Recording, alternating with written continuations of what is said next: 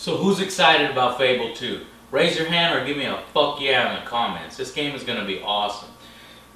Right now they got an article up at IGN about top 10 things you absolutely need to know about Fable 2. Most of the crap in there you already know. But because it's Fable, and considering what happened last time in Fable, I decided to present you with things in Fable 2 that will suck ass. This is in order to curb the enthusiasm for this game, to sort of lower your expectations, because expectations are way out to here for this game, at least for me, and I know for some of you out there it is.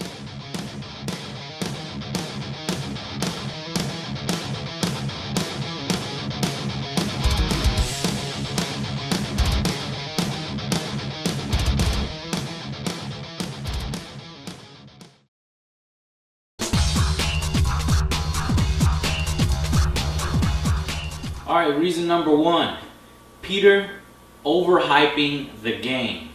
I'm trying to make Fable 2 the greatest role-playing game of all time again. So what I'm trying to do is create the greatest role-playing game of all time, and to create the perfect role-playing game. Okay, so I have to just ask you, so how have you done it? How does it work? Well, we've redesigned the laws of physics and the universe.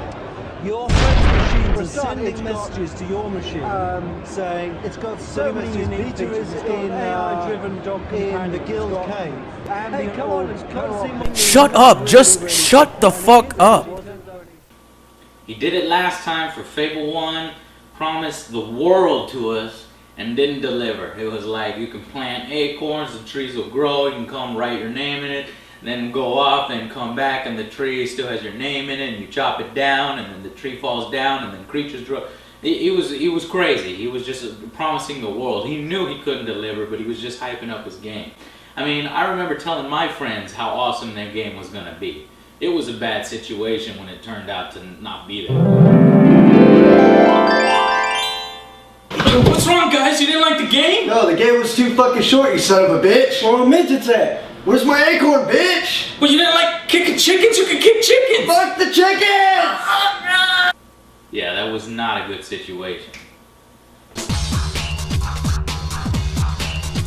Reason number two, the game being way too easy. Now, this is something that I'm really concerned about. He's making it seem like the game is going to be extremely easy. You know, the enemies pose no challenges, you know, and you're just going to blow through the game really, really quick and never really be challenged at all. I mean, that can really kill a game. The game can be of badass quality all across the board and fuck that small part up, and the whole thing, it doesn't feel good. It doesn't feel good.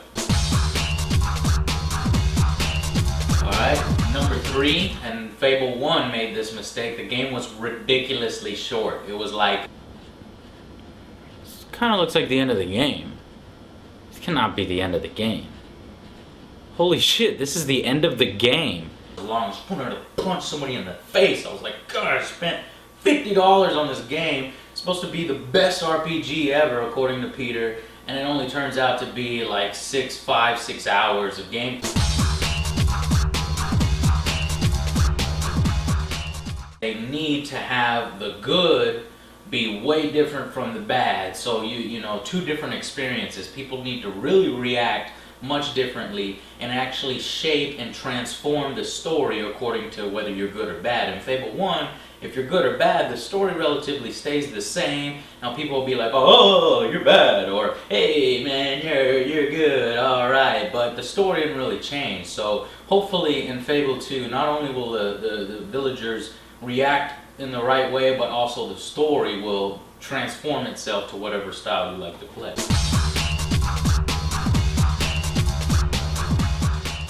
And finally, another thing is these annoying design choices. There's a whole bunch of them, like, you know, this, when you target a guy, he glows like red, or he glows like blue if he's a good guy, or glows green. It's just distracting. It's like, get that off the screen. I'm trying to admire the work that you put into your character's armor and just the costume that you've created for him, but when you're outlining him in there, it's hard to see, and it just takes away from the whole experience. It just doesn't look right. The next is this glowing breadcrumb trail that's just on your screen all the time. You have to follow it where you need to go. There better be an ability to turn this off, because I don't want little gold pieces of bread all up on my screen while I'm trying to fight people, and it's like, go here. And I'm like, no, motherfucker, I want to explore. No, go here. I thought this world was open-ended. No, go here. Shut the fuck up. I'm gonna turn that shit off. Better have an ability to turn that shit off. And I know they got this fairy tale world. It's like a fairy tale. They keep saying it's not fantasy, it's not fantasy, it's fairy tale.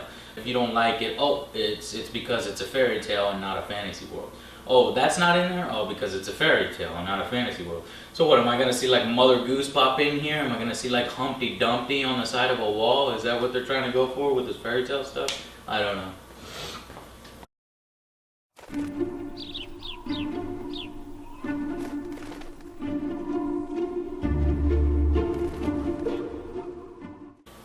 Well, that's about all I got for the list. I think next I'm going to do a top list of things why Fable 2 will kick ass.